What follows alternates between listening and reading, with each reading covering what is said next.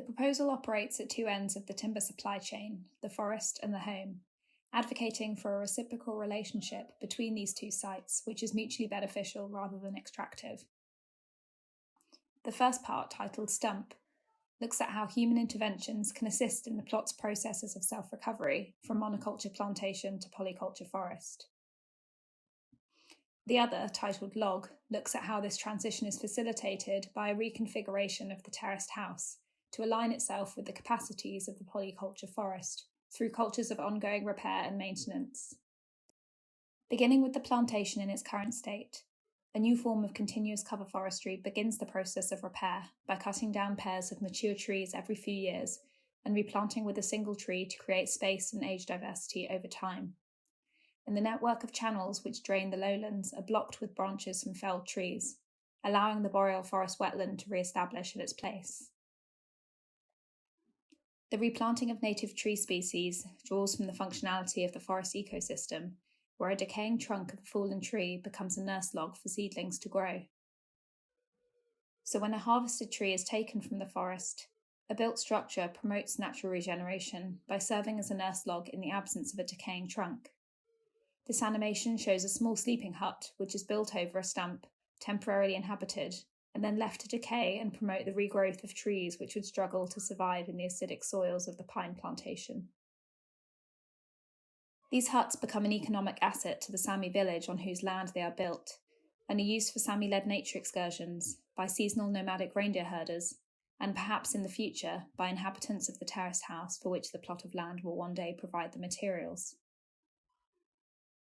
Around young pine and spruce trees, circular earthen walls are built to nurture the trees to grow straight and strong in the newly low-density forest where they're more prone to fork and become unusable.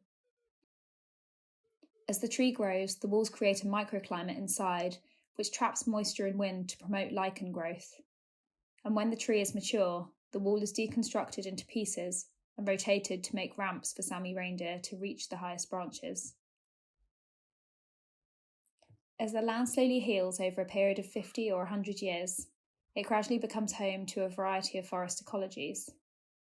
The second part of the project therefore asks how a new construction system for the multi-family suburban block might embrace this new variety of materials and lifespans.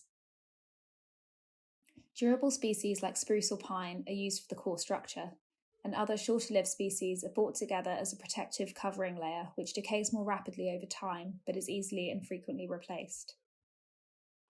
Having been carefully nurtured to grow straight, pine and spruce trees are harvested to become the structural bones of the house, using the natural roundwood form of the tree to minimise waste and decay.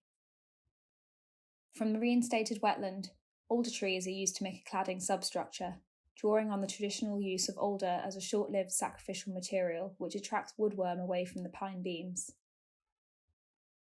Alongside the alder trees in the boreal wetland, water reed dominates the landscape, providing a waterproof material for a thatched roof which is replaced every 20 years. No longer outcompeted by monocultures, birch and aspen trees grow between the tall pines, and once they reach maturity are harvested to form openable internal wall panels. As the soil acidity neutralises and more sun reaches the ground, a thick layer of sphagnum moss spreads over the forest floor and finds its place in the polyculture house as replaceable insulation panels.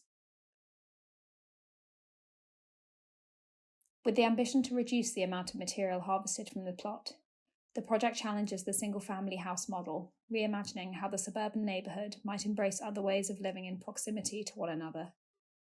Private family living units are based on the ground floor, with large communal rooms on the upper floor for cooking, eating, laundry, and working. And when parts of the building with shorter material lifespans require replacing, and the roundwood frame needs retreating, the house itself becomes the infrastructure for its own maintenance. Seen from the outside, the ends of the timber beams extend beyond the reed to support a platform for the building's repair every 20 years, when the reed in the boreal forest has had a chance to replenish.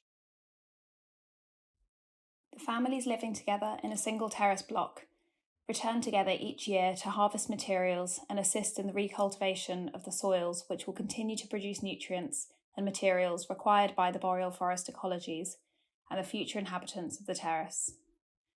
From forests come houses, and these houses in turn create forests.